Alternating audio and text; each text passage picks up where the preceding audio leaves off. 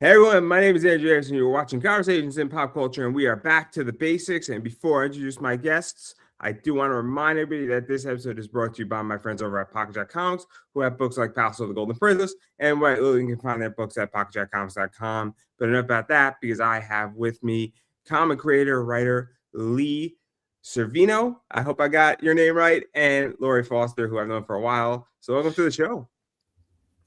Thank you. Thank you so much. I'm excited to be here. Yeah, no, I'm excited. Obviously, I've known Laurie for a while, and I'm meeting you for the first time. But you guys have a book going on right now on Kickstarter, sold to the Berserkers on Kickstarter, 35,000 plus, I believe it's at. I believe. I mean, I think you're funded. I'm willing to take an assumption here on the funding part of that book. If I'm wrong, please. I'm perfectly fine with how we spell assumption here on that one. But before we get into the whole Kickstarter campaign, why don't you quickly introduce who you both are, because you have a nice long resume and we don't have to spend hours going through it, but the quick version would be nice.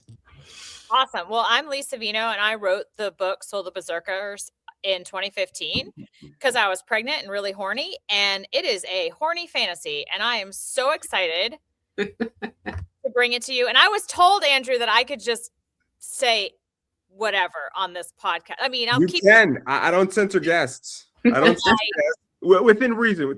Yeah, the rule is TV ready is the rule. Yeah. Well, but you can say whatever the fuck you want to say. Be my guest. All right. Yeah. Well, I've been writing spicy romance since 2015, signed with a publisher, and got pregnant the same month. So please read responsibly if you pick up any of my books. And for some reason, I always wanted this to be a comic. I'd also like it to be a show on Pornhub. I think that would really fit on there. But, then I met Laurie, and we're making a comic. We have a comic. Yeah. So I don't know. I can't beat that introduction. Wow. Yeah, I'm Laurie Foster. I own Laguna Studios. We're a comic book publishing and also a third-party logistics company for creators, with a school of comics and art studio opening later this year also. I met Lee through Russell, and we talked about making a really cool horny comic, and I feel like we've accomplished that with this book. We've accomplished it so hard. Oh my god, there are so many things I could say. There's so many things. I just go at it because my work conversations are with other erotic romance authors. So water cooler conversations are, should there be more butt stuff? The answer is always yes. And speaking of which, the comic is a horny fantasy. It's paranormal romance. They're Viking werewolves, because why not? There's two of them. The heroine is pretty much me, gorgeous and young and nubile. And I am just so blown away by the art. Can we talk about this art? Because let's get into the Kickstarter. Obviously, yeah. I mean, so I don't know where to start, because I guess where I think the best place to start is that you wrote the book, the novella, 2015, and then we're now in 2026, and this is the adaptation of the comic side of it. So this thing's been out for 11 years. So I want to just get that out in the open, where, this is an adaptation, it's an addition, I don't want to say alternative, because alternative is not the right word. But like, how did that even happen? Because that's so interesting, because sometimes authors don't want to leave their work in writing, if that makes any sense. And then to say, I want to do a comic book, that's kind of wild. And how did that all happen? So I think that's really the best place I want to start before we get into the whole dirtiness of it. And I'm saying it the nice way I could say it, right? I know. So, I love that you're being respectable. You're pulling me back from the brink. I will follow your lead. So I see the characters. I'm very visual when I write. I'm in the movie. I disassociate. I'm associated into the character. I see through their eyes, which means I'm the most spacey person ever, but that works because this is now my career. And I was in a writing rut a couple of years ago, went to a comic book store in Richmond, Virginia, Alpha Comics, And the proprietor helped me. She was amazing. I walked out of there with some excellent comics, including Stefan Sedgwick's Harleen, and just Harley Quinn's my favorite character. So the proprietor told me, if you want to get into a long running like comic world, like Batman or Superman, pick your favorite character and follow them through X-Men or whatever. I thought that was great advice. And it broke me out of a rut creatively. And I really could see this novella as a comic. And in business, we have a saying that it's not how to do it, it's who you know, it's who, not how. And I met Russell Nolte, and he's a comic guy. And I sent him this novella, and he emailed me a script the next morning. And I said, okay, we're doing a comic. And it was a dream come true. And he knew Laurie, and Laurie knows everyone awesome. So Luca Strati did the interior, and it's been amazing working with Luca on different projects. And now this full interior, the art is so incredible. You can zoom in, and every little panel is as crisp and beautiful as a cover. So I'm over the moon with this. And I do see when you give over something for adaptation, it's going to be a different vehicle. Like, you don't go, oh, I built the BMW and then someone's doing a movie for it. Well, that's like a rocket ship. It's just going to be different. And you want it to be. You want it to be a different experience. And you want it to deliver something awesome, but in that medium. And I could really trust all the partners I worked with because they're all amazing and excellent. And then everything just kept getting more amazing because Stefan Sedgwick did a cover and Laurie called in a favor. And I'm so happy forever. Yeah, I wasn't sure if we'd be able to do that. And we got, because I've been trying to get a cover from him for a while, and I just got real lucky with timing. And so now we have, I've been wanting to work with him forever. So yes. A horny Viking werewolf cover, monster romance, in Romance Landia, we call that monster fudging, which is monster fucking, but you can't say that on TikTok. So it's monster fudging. There's a lot of things you can't say on TikTok. I get at least 10 strikes on YouTube a year with who I interview. Oh my God. Whoops. I need to be careful, don't I? Three of them came from the same person too, but it wasn't her fault. It wasn't her fault. It was my fault. They don't like certain tags. They don't like certain tags on YouTube. They just don't. It's terrible. But who I interview, in case anybody didn't know, I interview porn stars. In case anybody didn't know, good on me, right? Good on me. But it wasn't intentional. It was accidental. I swear to God. I just asked and they said yes. So, how can you say no? I mean, but that's awesome. Also, TikTok doesn't like Disney. In case anybody didn't know, if you put up a Disney thing, they don't like Disney, which is terrible. Who doesn't like Disney? That's very interesting. I put up, something where it was Disney, and I did a TikTok on Disney. Got 1 view. The next one I put up got like 900. It was terrible. And I was so upset. It was like one of my best TikToks ever. I'm like, I put so much effort into it. Just disappointing. But that's not the point here. I want to get into the Kickstarter. So obviously, what the hell's going on in this book? Because there is some interesting stuff going on in it. For those who don't know, because some people have read the novella, and obviously some people are fans of yours. But there's also a bunch of new people who are not. And there's my audience. So there's crossover with my audience who probably have backed this, but there's also people who haven't. And so what is the basic story before we dive into it and get into all the little werewolf-esque and hot, steamy fun in it? Lush, curvaceous. Mm-hmm. It's visually beautiful.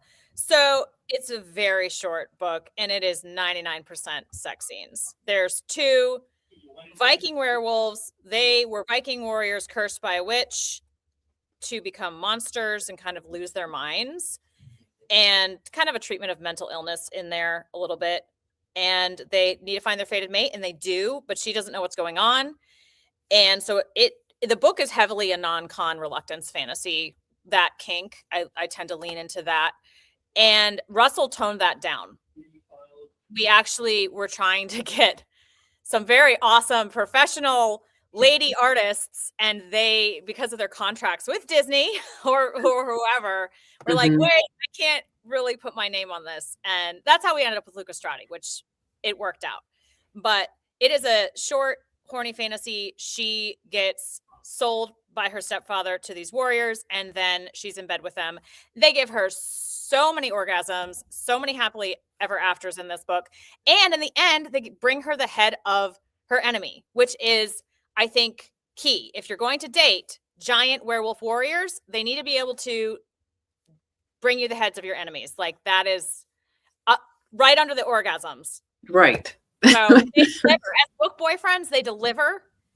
And that's the book. And then I wrote 14 more of kind of the same sort of story. Yeah, it was fun getting the script for this because like she said, over half of it is just sex. So the panel to panel description, occasionally Russell was just like, and more fucking. And and on this panel, more fucking. So Luca just took liberty with that. Yeah. So you mentioned something that I think is interesting, is that obviously it's an adaptation, and it's a, you know, you're taking it from one media to another. And I had this conversation with my friend. We were speaking off air about him, Chris Brown, where when it's easier to go from writing to a comic than as far as, you know, I think an audience, because they're still reading. So if you're reading a comic or you're reading a book, you're still reading. It's an easier transition. But what is that? Because you do have to give up certain liberties. Because in a comic, you can show how the girl looks. In a book, you have to describe how she looks, you know, and also in a comic, you use both sides of your brain. In a book, you really don't. No. You know, just on a theory. And Robert Kirkman has spoken about this. Their comics are one of the only mediums where you use both sides of your brain at the same time. And also, comic gives a lot of power to a reader, while a book definitely sets the rules. I had a professor, Paul Levitz. Some people might know him. He ran DC Comics for a while, and he was explaining to this. He taught a class that I took while writing for the media. And so what is that like? Because Russell obviously toned down certain parts of this, because it wouldn't make sense, because you can't just, as you guys say, have complete fucking complete and have no guidance. I mean, and also you do though have to, I think you can't just make it a porn, like a whole shoot, right? I mean, for lack of a better word here. And I'm trying to be as respectful as I possibly can when I say this, but like, there has to be some, I guess, guardrails. So what is that like to figure that balance out? Because I think the core of your novella is still there, right? Oh, and I think it's a brand new product where if you put it over each other, sure, there's a little difference here and there, but the core hasn't changed. But that does happen in adaptations a lot. And so, like, what was that like? Because I think that's one of the things that's really interesting, is that 95%, maybe 90%, if I'm being charitable here, is all there. Yeah, absolutely. The spirit is the same. And the reason a reader who likes my books would pick up this comic is still there. Like, it's delivering the brand promise. And it's because obviously there's a lot of emotional interplay going on in the spicy scenes. There's dialogue, and she's coming to trust them and figure out her place in the world with them and who they are, etc. And they're also opening up. She's basically their therapist. She's their fated mate. She does therapy. She gets orgasm out of her enemies. I think it's a good trade. I guess I was fantasizing about that. I do that, lie in a bed of wolf fur and have these two hot Vikings. I'm in. So I think Russell did so much of the heavy lifting, because what you just said about the left brain, right brain reading experience is why it's really hard for me to read comics. I'm used to reading a book in an hour, like blowing through it and just, you know, swiping my Kindle really fast and reading. And I can't do that with a comic. It hurts my brain, and I have to slow down and really take it in. But then, of course, that's an amazing experience. And that's when you get, like you said, the whole brain experience. Russell talked about the gutter, so the place is between the panels. He said this on a call for my audience a couple nights ago. He said, for comic writing, script writing, you want to keep your mind in the gutter, which is great advice for this comic. But also for any comic, you want to be thinking about what the reader's inserting. What's being inserted? Also, very I was like, it just keeps coming. I don't know. A deeper hole here. Coming. Okay. So anyway, I just love that he said, you know, the panels matter, but what the readers in putting together is such a part of the comic experience. Honestly, it makes my brain hurt. I'm just gonna write more books and let y'all handle the comic. I've been sorry to ramble on, but like I've been really happy and surprised with how many women and older women are buying this comic. Well, that's my audience. Yeah, but like I didn't know how they would translate, and I love it. I'm so happy. Let's actually talk about that, because I interviewed Matt Hawkins, and we spoke about this a little bit, where, you know, obviously Matt Hawkins knows Stefan, you know, Subject, and I love Think Tank. I love Think Tank. You know, I was in a Barnes and Noble, and then his email was legitimately in the back of the book. That's how I got the interview. I legitimately looked at the back of a comic book to get somebody's email. It's a crazy concept that people openly state. Same reason how I got Chris Daniels' email too. It was legitimately in the book, but not the point here. Chris Daniels is the head of talent of AEW. In case anybody didn't know that, his email was legitimately in the back of a comic book, and he was happy to do an interview because nobody ever asks. Crazy how people are happy to give you their cell phone number if you just ask them for it. But anyway, not the point. But we were speaking about this, where, and even Pat Chan was speaking about this, is that a lot of people, you know, like, you know, they want to read books that are adult fantasy, I guess, sexual. This to me isn't porn. I'll just say it that way. It's not smut either. It's, you know, steamy adult content. I mean, I don't know how to say that any other way, because it's not dirty realism either. As much as I love dirty realism, but like that's what it is. So I don't really know why it's such a shock, because this is such a lack of a genre that's being fulfilled, that people want it, but they don't want to publicly talk about it, and rightfully so. I mean, I don't want to talk about my sex life publicly, to be quite honest. But you know, I enjoy my sex life. I mean, I don't want to put myself on the pedestal here and put myself in a bad situation, but like, people don't want to talk about being kinky, right? Because they want that private, but like that. So I guess it blows my mind that like you're shocked, because it doesn't shock me that people want it. They just don't want to publicize it. Does that make sense?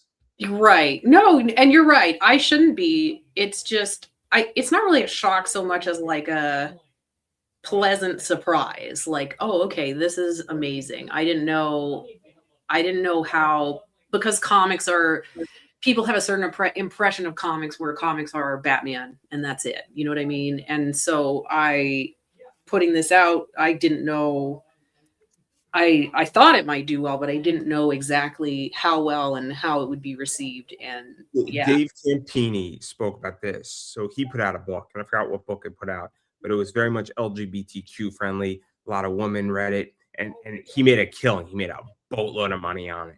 I mean, we're talking like early 1990s, where the niche wasn't fulfilled. And oh my God, I mean, I'm not going to say how much money he made on it, because he told me privately, but a lot of money, a lot of money. Let's just say that if somebody said you'll be happier than a pig rolling in shit, you know, that's the, he didn't use that term, I used that term, but there you go, right there. So this doesn't surprise me, because a bunch of people want this, right? And a bunch of people, so like, but like, what is that like though? Because I mean, you funded in an hour, right? And you're at 35K, and I mean, it's an exclusive club to have a 35,000 plus campaign. I mean, or a 30,000, or even a $10,000 campaign. I mean, I don't know how many of your campaigns have done over 10,000, but not a lot do, right? I mean, right. On Kickstarter. So like, it doesn't surprise me at all, is all I'm saying. Well, and I'm hoping that I know my audience demographic, and it's definitely the moms and the grandmoms. And they're the best audience, by the way. They send me cookies all the time and stuffed animals. It's great. They send my kids clothes. It's adorable. But I'm hoping that they, find Laguna Studios and start backing some of these amazing projects like Heart Eater and The Surgeon and Finding D. And I'm a big fan of what the studio is doing. But I do know that what you said, this isn't porn, this isn't smut. I mean, it has those elements for sure. We're going to deliver on those elements, but those ladies are reading my books and many romance novels for the emotional catharsis. And somebody said, well, romance novels, I always know there's going to be a happy ending. And I will tell you, when you are pregnant or have a newborn, you are filled with hormones and you cry if you see a puppy commercial. And you cannot watch Deadwood on HBO. I was watching Deadwood and every woman in that episode got punched in the face. And I was pregnant and I said, I can't do this. I know this is a critically acclaimed show and it would be my thing. And I cannot. I literally turned it off and turned on Miss Congeniality. And that's when I realized romance is really useful when the world is dark and your hormones are crazy and you need certainty. You need to know that no dog dies, no kids are ever in peril, and there will be a happily ever after, probably some groveling and swooning, maybe a lot of pastrami. In my books, lots of pastrami. Foot long, whatever. Anyway. Definitely not going to get on YouTube. I'm definitely going to get a suspension. I can tell you that. After this one, I'm not going to get a suspension. I don't really care. If we use food innuendo, it should be fine, right? Pastrami will fly. There's a trope in this that autocorrect calls magic couch, which is when, through the power of her private parts, she heals the male, and Facebook doesn't like the word COOCH, so it autocorrects it to magic couch. So I can teach you all the alternate lingo if you want. I did not know that. That's amazing. Magic just couch. Milk and honey. Just milk and honey. Let's just call it milk and honey. That's my favorite lyric. I just found just learned about Zach Brown's I ain't worried or not worried, and the line is milk and honey. People are so broke that they have no money, and people are worried about milk and honey. So there we go, right there. So a lot of milk and honey in this book. There is for me. Yes. You can just say it too. I don't give a shit anymore. Whatever happens. I'm not too concerned.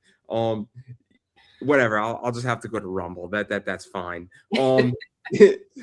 Hell, I might even get a sponsorship for all I know. Yes, I'm telling you, you're Pornhub and you want to host this comic. Yes, let's go. I was thinking about putting all my content on ManyVids. So there you go, right there. There you go. Have a producer account there. So, but don't ask how I got it. Just because I slipped the guy at 50 doesn't mean that we have to publicize that. No. So many things I could say. But obviously, I mean, this is where it is that, I mean, to me, it's fun dirtyism, I guess is the right word. I don't know. There's so many things I could say. I don't even know how to respond to any of this. Hey, there's a lot of women backing this comic. We're closing the gender orgasm gap, right? I'm very proud of what I do. And the fact that so many amazing artists were like, yep, we're going to go full werewolf with this art.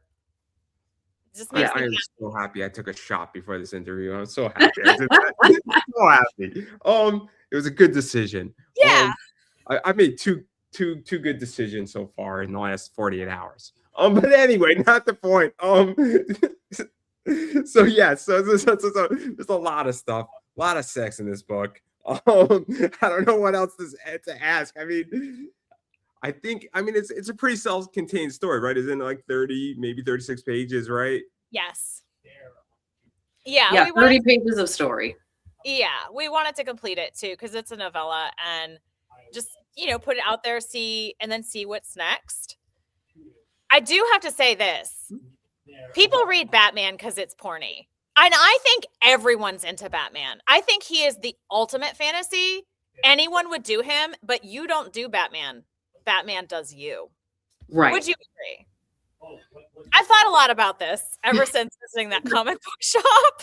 I want Andrew's input on this. I want to know what you think. I think guys read Batman and go, I want to be him. I want those abs. I would lick those abs even. Maybe. I don't know. Man, see, I was always a Green Lantern guy. I was always a Green Lantern guy because he's getting like interspatial, you know, stuff. I don't know, it's getting interspatial ass or something. Like That's true. That's true. He gets a wider range. I'm always seeing Batman in his outfit, and he's like drenched in the rain, and the skin, the suit is skin tight. I mean, it's not quite the Batman Forever movie, but I mean, the Batman Forever movie was just like, we're just gonna zoom right in. If you have to go through this, nobody wants to be Flash because he's too quick. You finish it in a. You're not wrong though, Lee. I feel like you got something there for sure. Anyway, I also wrote Kinky Batman as a dark romance, so maybe that will be our next project. I want that. I want to do that. I mean, Batman has to be kinky. Like that utility belt. He is a prepared dom. Okay, Andrew, I will stop talking. I'm just going to let you go. I don't censor people. The amount of things that have been said on my show, in the 1,200 interviews, either by me intoxicated, or any of the above, I mean, I've been a guest on probably about 150, and I've said some crazy things too. So I'm perfectly okay with anything you say. You can just keep going. Kinky Batman, perfectly fine with me.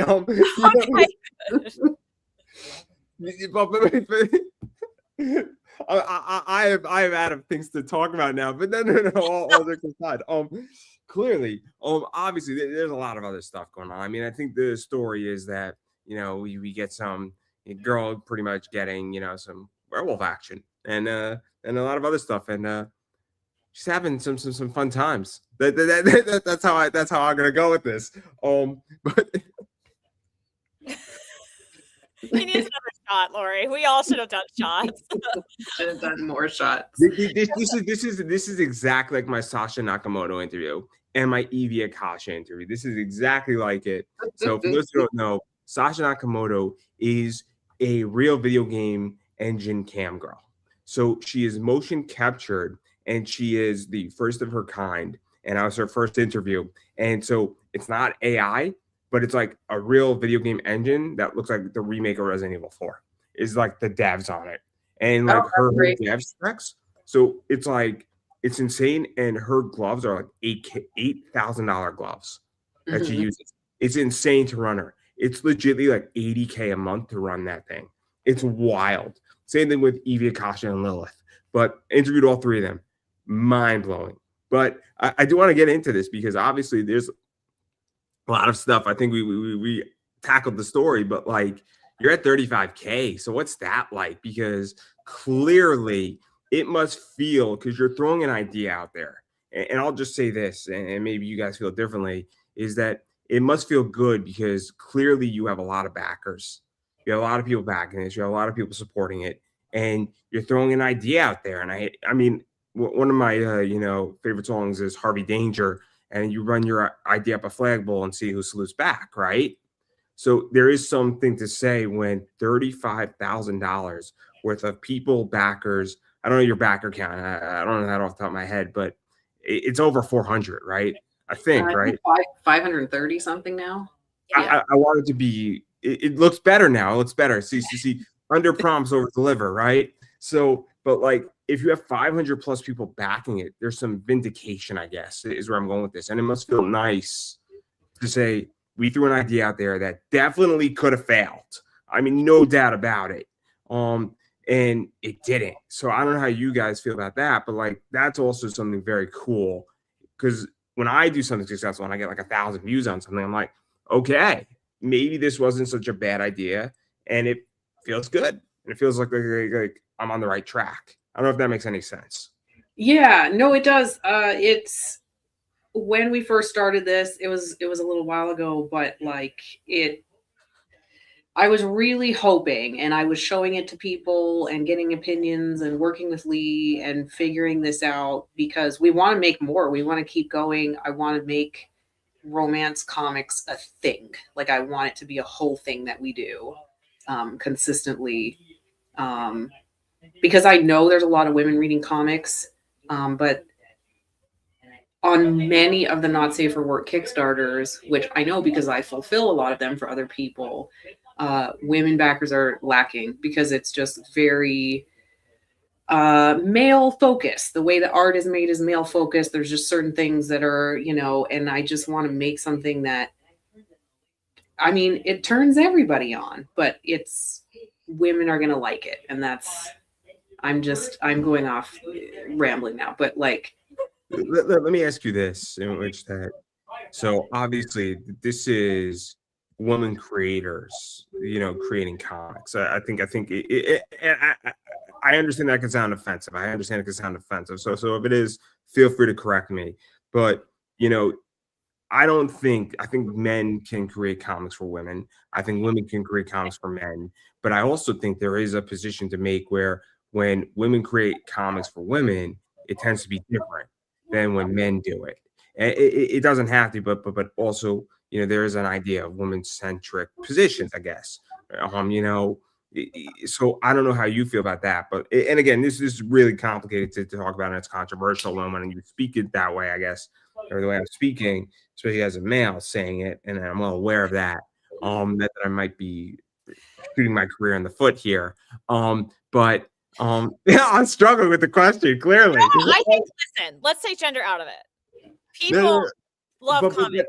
I think there's something to be said where when a woman is in the mix and is on the creative team, it definitely expands the gender and it expands the audience because it adds that touch to it and provides that perspective. And I think there's something to be said about that. Because I mean, comics have been for a very long time and still are very male dominated. It's the same thing with cards, by the way. Collecting cards is a male dominated space and more women are coming into it. And so if you're tops, I think you need a female perspective on your team. I'm not saying that like we have to make Aaron Judge a woman. That's not what I'm saying on the Yankees. Okay? Right. But I do think that if you have a female on that team, and Lego did it really well. They have a whole female the Friends set.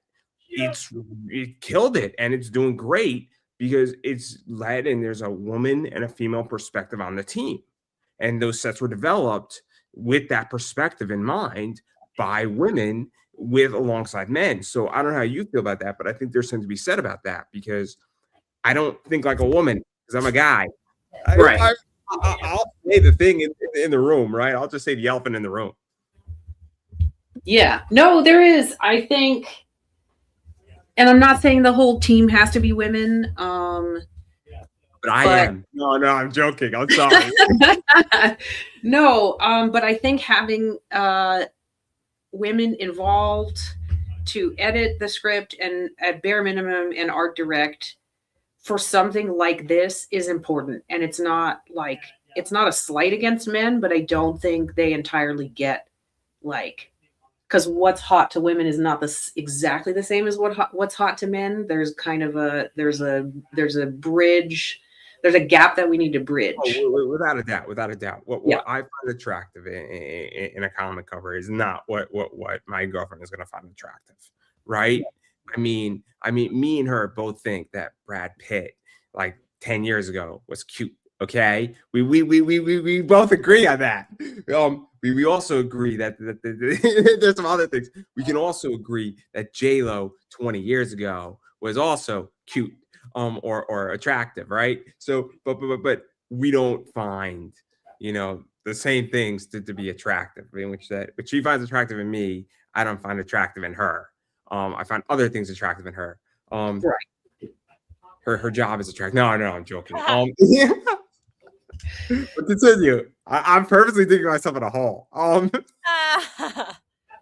think that as a romance author, I brought a romance audience, and if you want to make a ton of money, write romance and write it really well and take it seriously as a genre.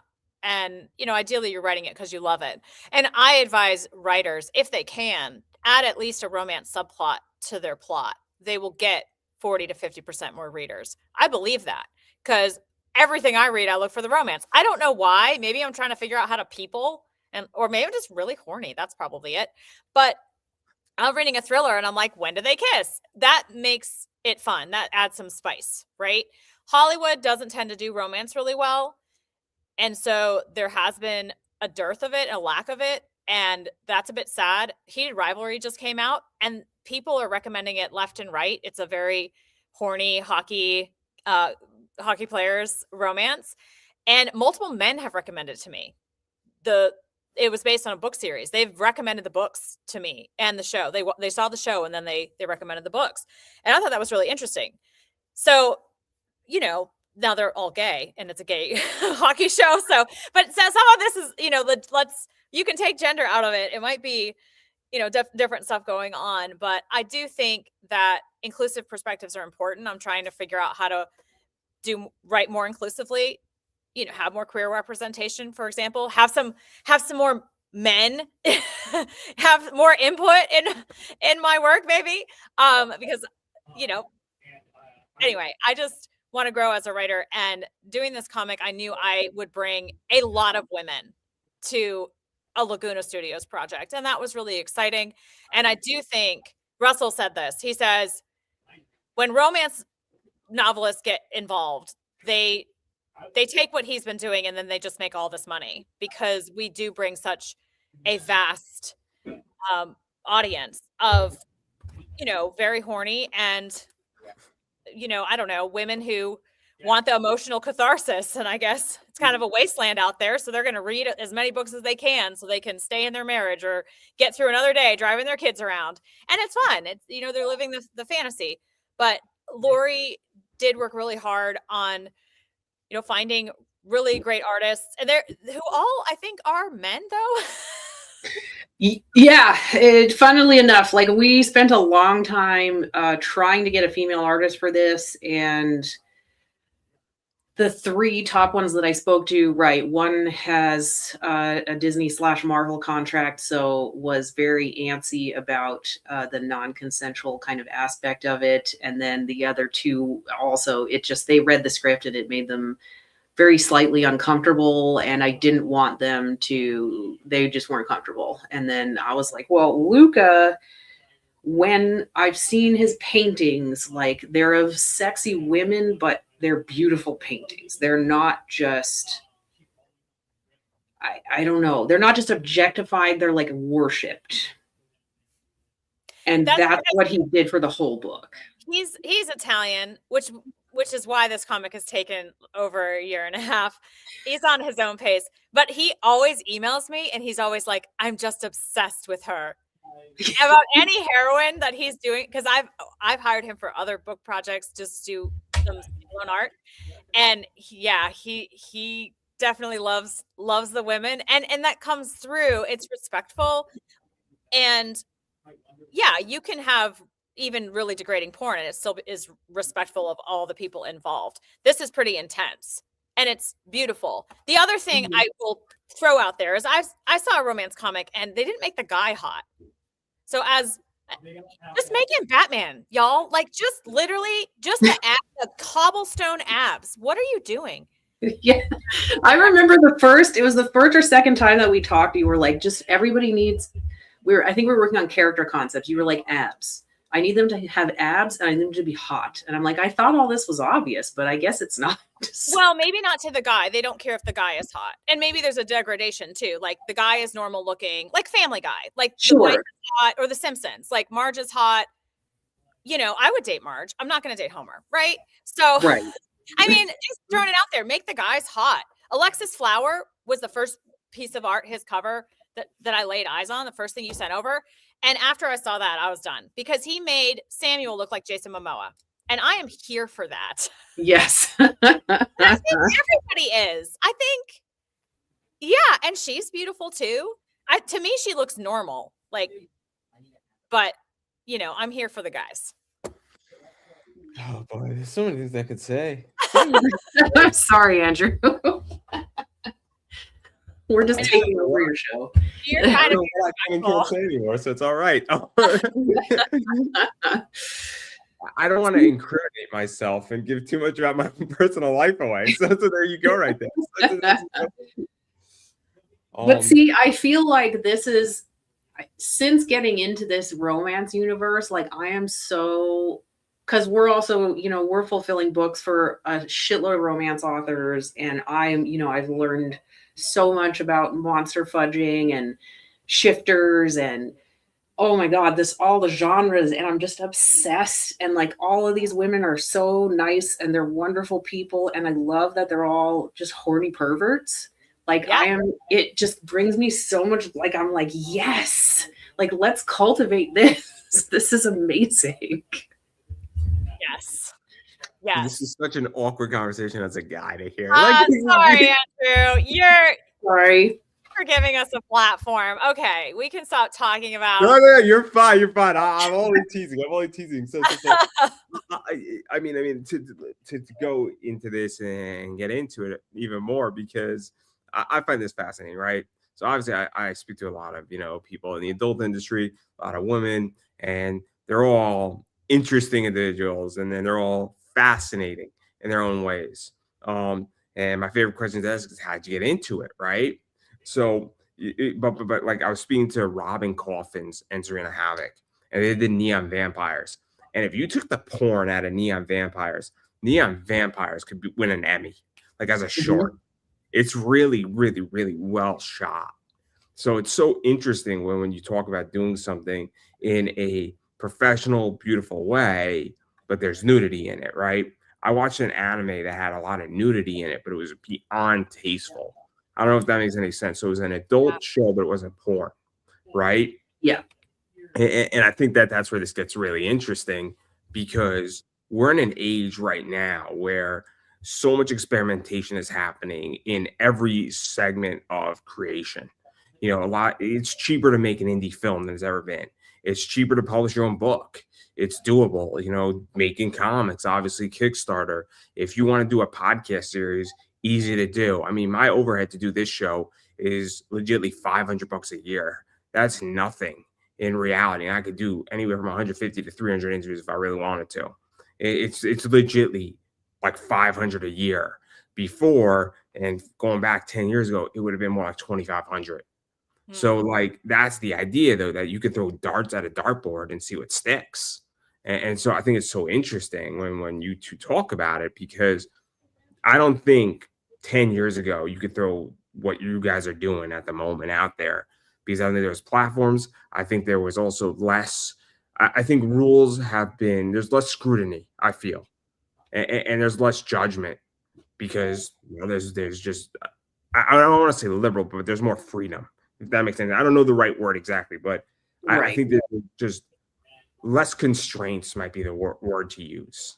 But that's how I feel, and that's how I think. But again, I mean, my career didn't exist before 2008. The Kindle came out, and all these indie authors flooded the market going, oh, I could just publish what I want. I don't have to wait for a gatekeeper. I don't have to ask permission. I give myself permission. And I have worked with a publisher before, and I did it as a stepping stone, knowing I wanted all the creative control and to be indie. And I wanted all the money so that I can buy lots of art, apparently. Right. And possibly then finance a show when Andrew introduces me to all these wonderful actresses. Yes. Man, the people I could introduce you to, oh my fucking God, just Hey, it's who you know. It really is. It's who, not how to do it. It's who you know. So yeah, I'm excited to see what's happening. I think a lot of romance authors are going to be very interested in adapting their works. There already is a huge rush in the reader space for beautiful books, collectible items, physical items, books they can put on their shelf, books that will not disappear off your Kindle because the rights changed, or, you know, the movie disappeared from your streaming platform, right? A tangible, beautiful, collectible piece of art And a lot of authors are desperately seeking artists, real artists. And there's a big push in my community to step away from AI because they stole our books. So, if you think my writing is like the AI, it's because it was trained on my work. And I am expecting a settlement from Anthropic any day now. Seriously. So we're looking to work with humans now and see, like you said, what's possible and what we can do. So let me ask this, because I'm in a weird space, right? So I'm a big anime guy, right? And my favorite subscription is Crunchyroll. So I don't actually want to own a lot of anime, right? I watch a lot of anime. I watch anywhere from 300 to 500 episodes, but I rarely buy anime, and I want to just watch it, right? So I'm in a weird space. It's the same thing why I have a comicsology subscription. I read a lot of comics, but I don't want to own it. I have no shit and no space in my house anymore. And so like this is where I'm at, is that like I want to read stuff, and I'll happily read digital. I love reading digital. I just have nowhere to put my shit. I mean, for those who don't know, and then the reason why is that I run a business and I buy and sell a lot of comics, and more now than ever buying and selling cards. So that takes up a lot of room, and I'm moving in and out. And when you're moving anywhere on a weekly basis from 100 to 400 cards a week, and you're bringing in stuff left and right, it gets chaotic, and I have no room for anything, right? All my bookshelves are filled. So, but I want to read stuff. So I don't like, it shocks me when I get that people want collectibles, but I'm the opposite completely, where I want a lot of material. I want it cheap. I want it fast, but I also don't care that it's digital because I just want to read it, right? Like, and so like I'm now becoming a reader with a lot of creators and not a collector. So I find it fascinating though, because there is that side that does want that stuff and wants bookshelf stuff, and I have that stuff. I mean, I love certain books that I have. I have a copy of Faust. Faust is a sick book. Mhm. It's basically Wolverine meets Deadpool, just on massive art and to the extreme. I don't know if you've read Faust, but I love Faust. But you don't read Faust for the story. There's no story in Faust. It's a really bad story, but it's beautiful art. Yeah. And it's just violent in Faust. But the point I'm making is that like I find it so interesting when you say that, because I have the complete opposite viewpoint in my personal life. But like, I mean, what do I know? I don't know anything. But then again, I'm a card I would collector. say So you I get it. have a collection. You're just overloaded. And Massively overloaded, and I have nowhere to put it. yeah, Like, and you also do this you have a business that you can get your hands on all these physical, beautiful comics. And if you didn't have that business, you'd have even more space. A lot of these people buying the collectibles, yes, it's the moms and grandmas. It's also Gen Z.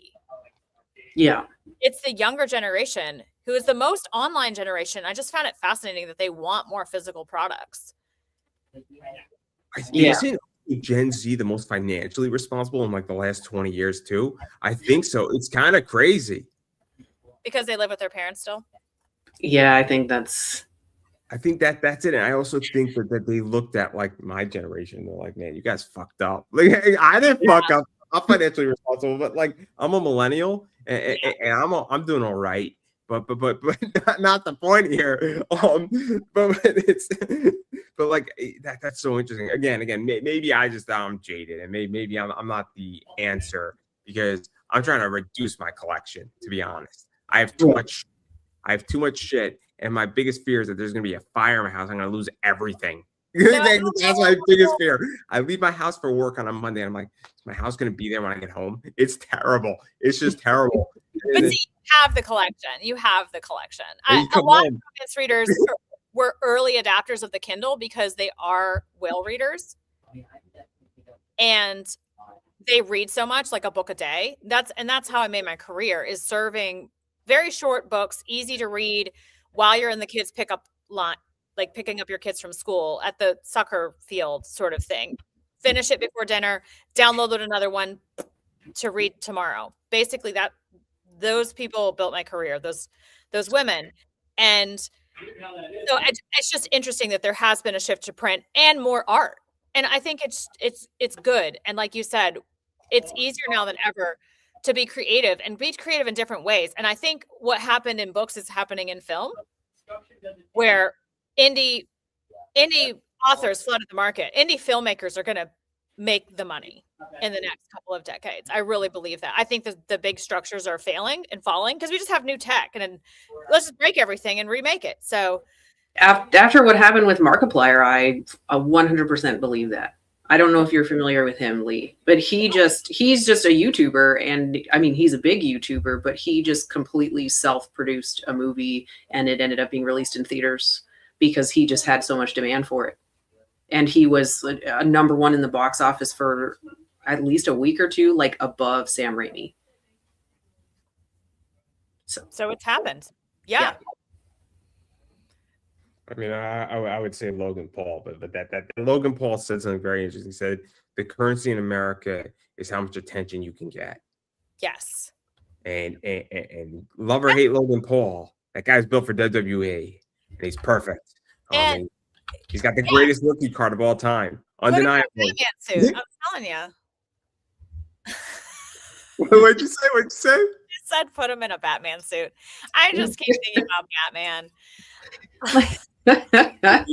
You have some Batman fetish, and that's perfectly fine. You would love.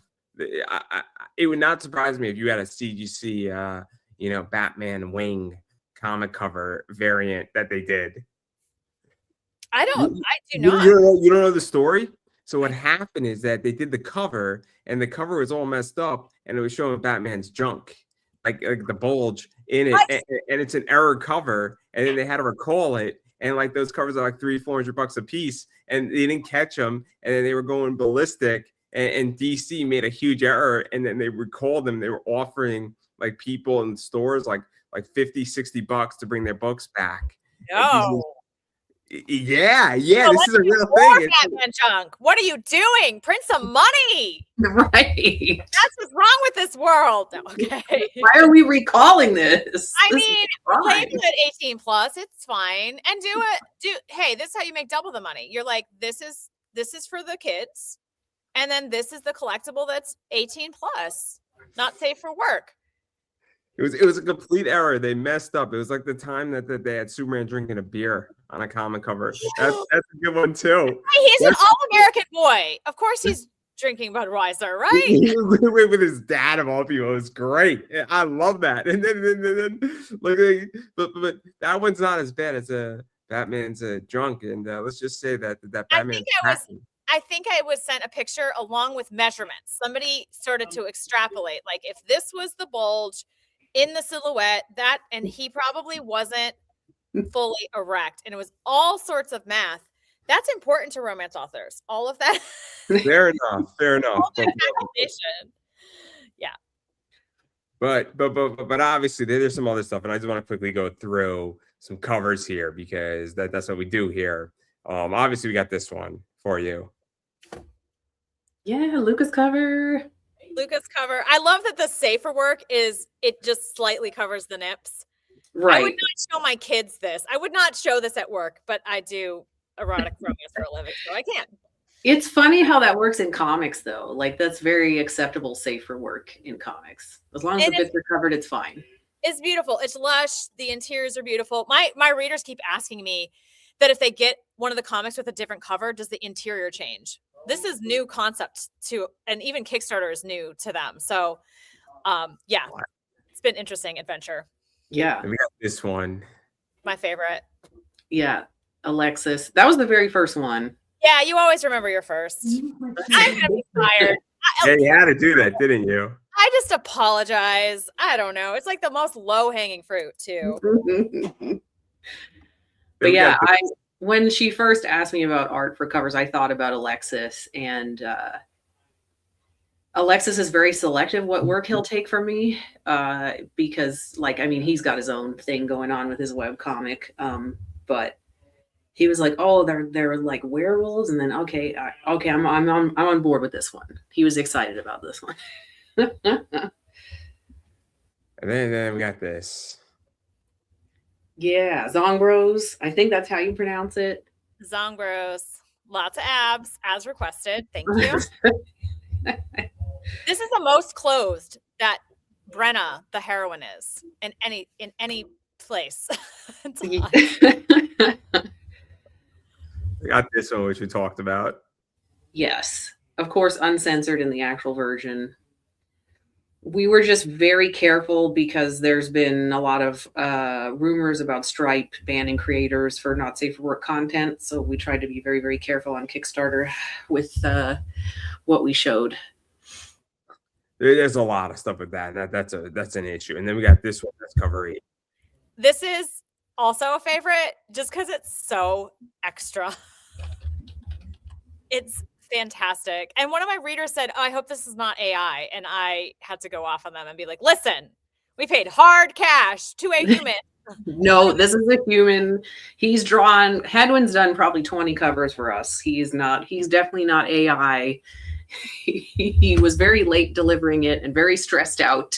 And I saw pencils and inks and progress. Like it's, I love it. Find all of that stuff online. No AI. And then there's some other stuff. Obviously, there's some nude stuff with this. There's some other stuff. There's 18 plus covers with this stuff. And then you have the Berserk box, I think, which is a metal thing in there. Some other art stuff. You got the nice, I guess, reissued novella special edition book that's out there with paintings in there. I don't know what else. You have some velvet stuff. Velvet collection. I don't know what some of your other works, right? That was from an old Kickstarter. They're just black velvet books, and they're a dark romance based on Persephone and Hades Smith. It's a book though, so probably not for the comic fans. It's fine. The readers who missed out on my other Kickstarter are grabbing those. So, but this is the paperback. We put a bunch of the art in it.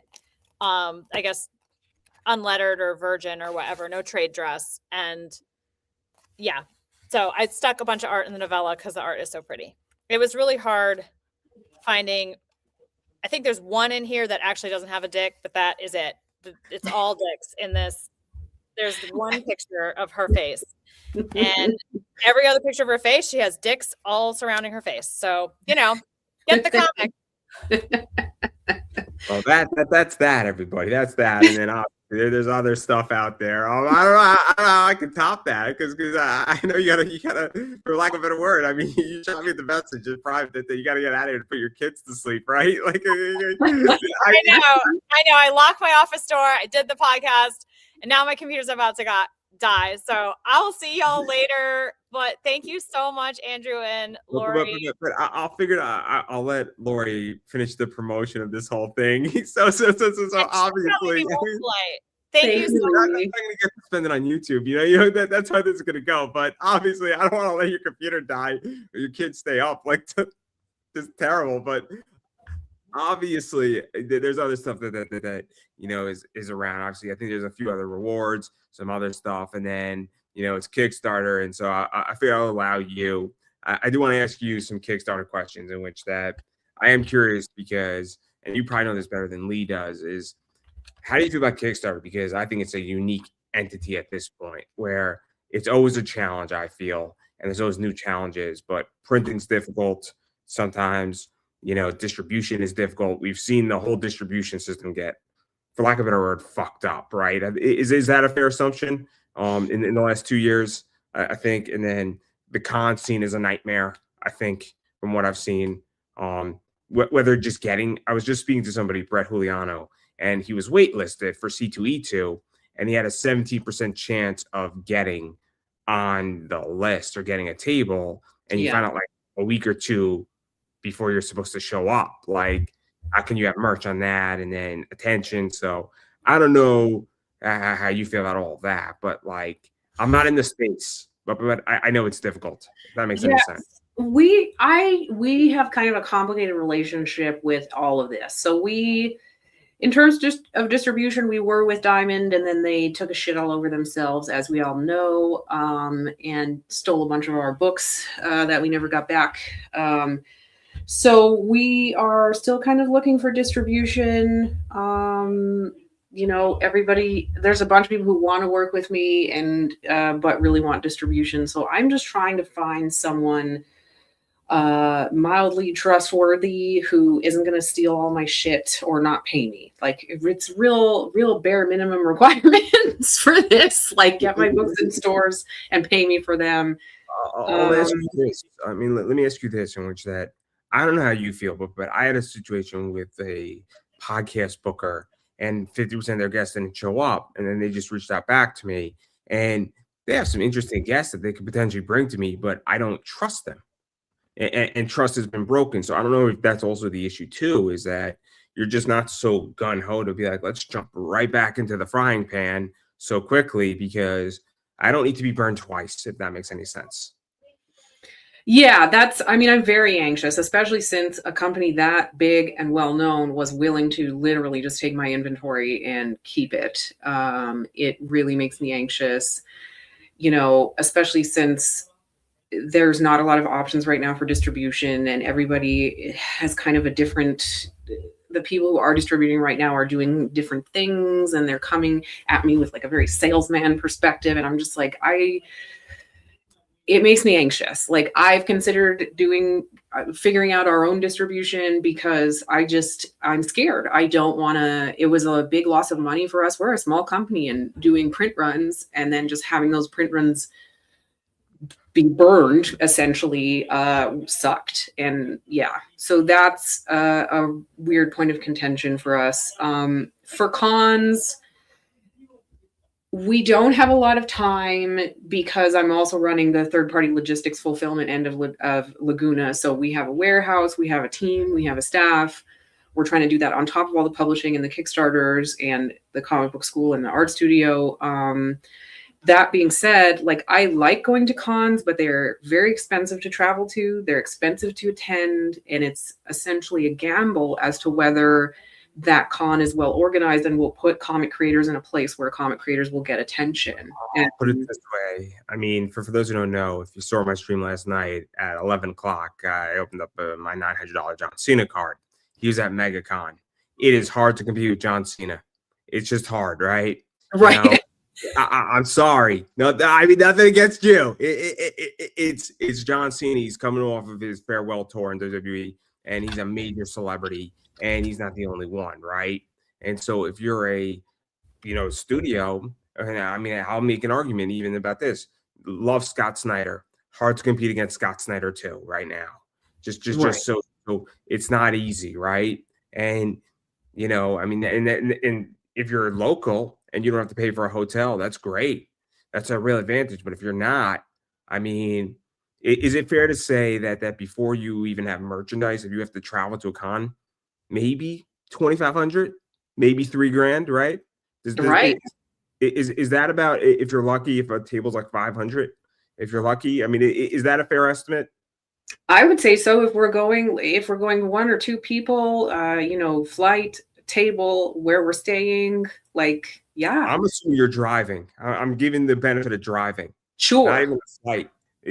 Because driving is with merch and all that stuff, driving, but yeah, 2,500, $3,000, easy, right? Yeah. And that's hard to make back selling floppies and we have some graphic novels, but it's just not. Because I'll explain my margins on my eBay business. On average, at the end of the year, I pull in, I usually pull in about a 33% margin in profit. But that's also where I might buy a card for $4, sell it for $8. I'm not making $4. I got tax, I got other stuff, but then I also have big ticket items where I'll sell a $1,500 card that I paid $2 for. So that's where that gets all. But it's not. I mean, this year I could tell you 2025, my margins were more like 24%. So, yeah. But I don't make 33% on every single thing I sell. There are things that I lose money on. So, and that's me, and my warehouse is my basement. So I have minimal overhead. And so I can't imagine when you have to distribute and go to a con and do all that, what that margin profit looks like. And I'm not going to ask you exactly, but I know my numbers exactly in my eBay business because I just did my taxes. And yeah. Boy, that was not fun. When you do your eBay taxes, oh my Lord, you realize what a bad year you had. It's great though. They give it to you and you actually see where you killed it. And you're like, damn, I made 95% on that sale. What the fuck? Like, it's always fun when you get one of those, but you realize real quick. So, and the reason why I'm asking is because I think there's a misconception that this is fucking easy. Right. It's not. Right. And it with cons, especially, like, again, I'm in the mindset this year, I think that we're going to start attending some cons just as a con goer and go meet people and network and talk to them. You know, hey, here's my card, here's our website. We also fulfill for creators. We also, you know, we do this and this, and just talk to people, because that's 80% of what you're going to the con for anyway. And then think about tabling at maybe some, but I just, every time that we've done like a panel or a talk or a situation where I'm just talking to people one-on-one, it's way more successful than doing a con and costs. I haven't been to a con in almost 6 years.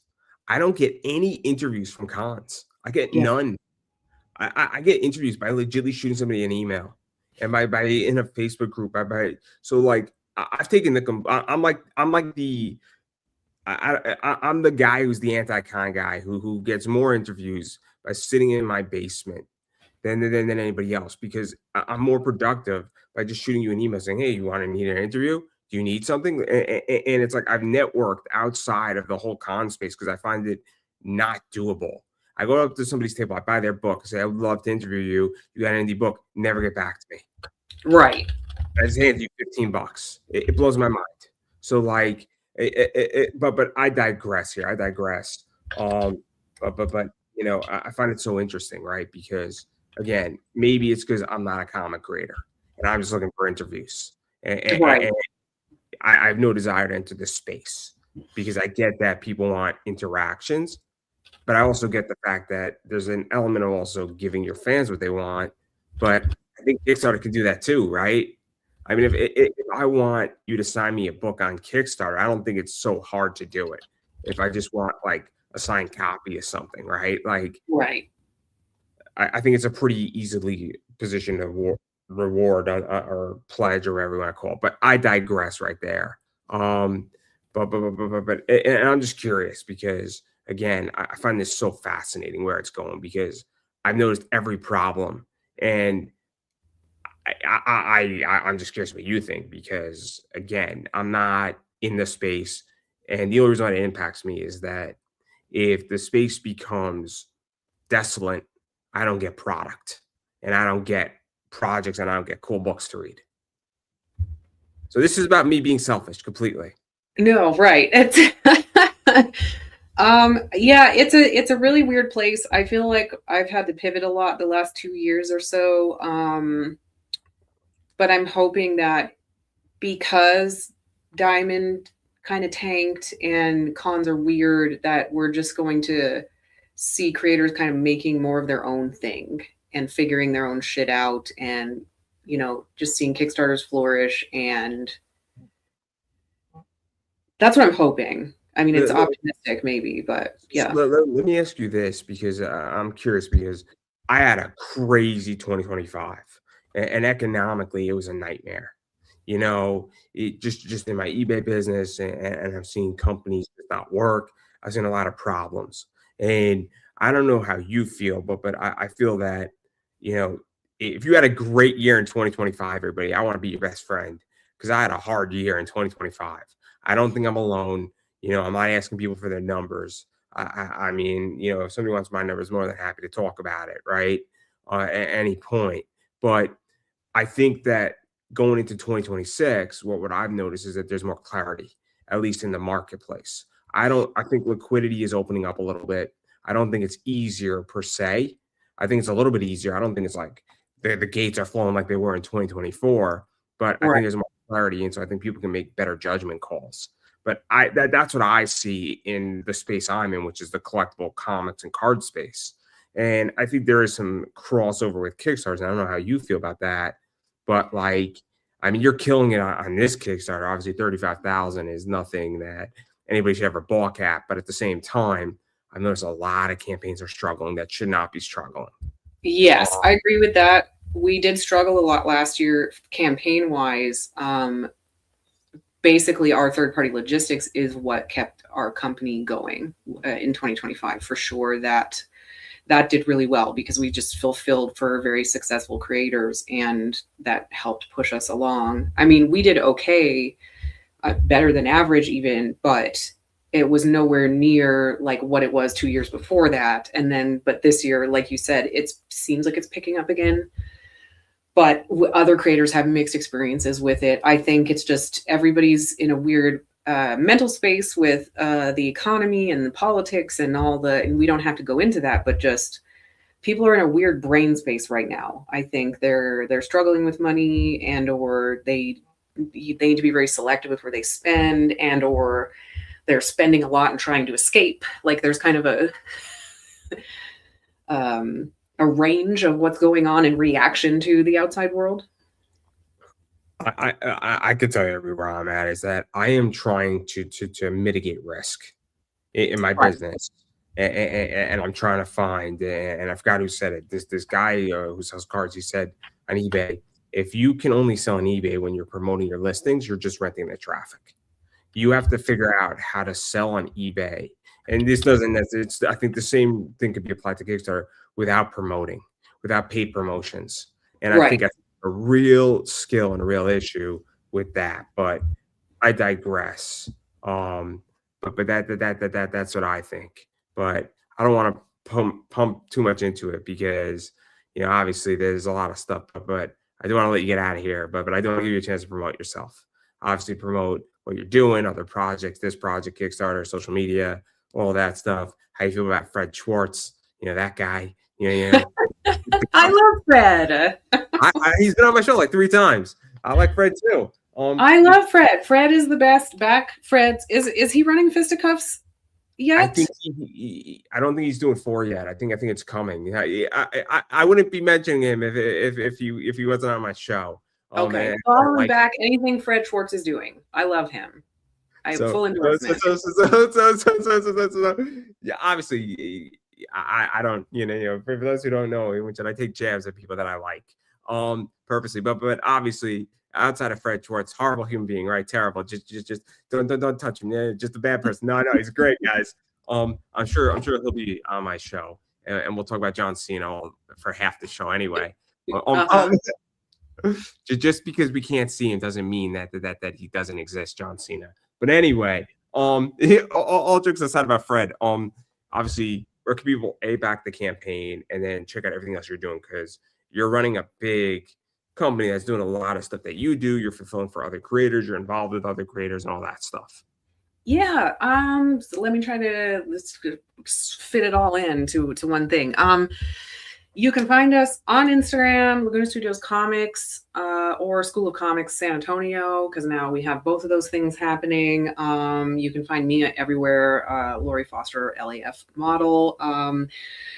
We publish amazing comics. We fulfill campaigns for creators, campaigns, shops, whatever you need. We fulfill it. We want to try to ship things and give a shit about them because we've been shipping comics. We've been trying to be careful with comics for years. We're experts at this shit. So, you know, we do special edition books. We do board games, card games, collector's items, CGC, all of it. We ship all of it. And yeah, check us out. Also for the art space, if you're in San Antonio, if you want to come do a signing, we have a huge space for a signing. There's so much shit you can do with us. Just check us out, follow us, and back sold to the Berserkers on Kickstarter. We have another Kickstarter coming up in a couple of weeks and every couple of weeks after that for the foreseeable future. So crazy. That's crazy. That's crazy. But that's good. That's good. And then obviously as my shows are, I promote myself. I am Pop Anime Comics on the Twitter/DX. I tweet a lot about sports, a lot. I get very creative. On Friday is going to be very, very exciting. Let's go St. John's versus Duke. It's going to be an uphill battle, but if St. John's wins, I'm going to be very, very ecstatic. And I'm hoping that they are. But I'm not putting money on either one of those teams because it's going to be a fight. It's going to be a fight, right? But it's going to be a fun one. But you're going to see very creative tweets from me that night. Probably more drunk than I am right now. Hey, I'll get 2 shots before this interview. So I try to be professional, everybody. But all jokes aside, obviously that's Twitter, Instagram, Pop Anime Comics, Facebook, Pop Anime Comics, YouTube, Pop Anime Comics. Please subscribe. I have 1,200 plus interviews on my YouTube channel, and I cannot promise you that you will become smarter by watching me. But I can assure you, you will be entertained. I can assure you that. TikTok, Pop Anime Comics. And then the other thing I do is I have an eBay store. Look for Comics and Collectibles. Come shop with us on eBay. Pop Anime Comics Collectibles. And I sell stuff like this. Limited 25 Angel Reese Draft Night rookie cards. I sell cards like this, 101, Angel Reese, stuff like that's in my store. Stuff like this comes into my store all the time. And I buy it. 101 Diana Taurasi auto. You know, things like comics like this come into my store as well. Stuff like this comes into my store. And then I am running this right now because I did pull a $900 John Cena card last night. And I have one of these, which is a leaf metal. So if anybody wants one of these, $15 right now, first person who wants it, just shoot me a message. I'll make it $15 for you as an honor of John Cena and getting that really cool card. So if anybody wants it and is watching and wants to go to my eBay store, shoot me a message. And you can have one of these for $15, which is cheaper and half off. But first come, first serve, because I'm going to do that for only one person. So there you go right there. If you want it, it's yours, $15. But all jokes aside, obviously that's what I do. And I've been saying it forever, is that go to my eBay store if you're looking for stuff. If you don't see what you want, shoot me a message because I may have it. If I got it, I'll list it. If I don't got it, I know a lot of people in this space in cards and comics. More than happy to direct you to the right person because I know how difficult it is to get collectibles. I get it. I've been there and everybody else has been there. And I know a lot of people in the space. Happy to help you. And you might not even know a product exists. And I've directed somebody to a product that they didn't even know existed. And I got them that product that I didn't even carry because I connected them with the person who had it. And the person was beyond thankful. So, you know, that's the whole thing there. But that's everything that I do. And I'll give you the final word. Oh, wow. You shouldn't have put that on me. Now I'm paralyzed. That's fine. That can be the final word. That's completely up to you. Read awesome comics and go buy a bunch of Andrew shit. Yeah, I need the money, guys. No, I don't. I'm perfectly fine. I need St. John's to win. That's what I need. But anyway, I digress. And on that note, I believe that is a wrap because I couldn't have said that any better myself, everybody. And that is a wrap, everybody. That is a wrap.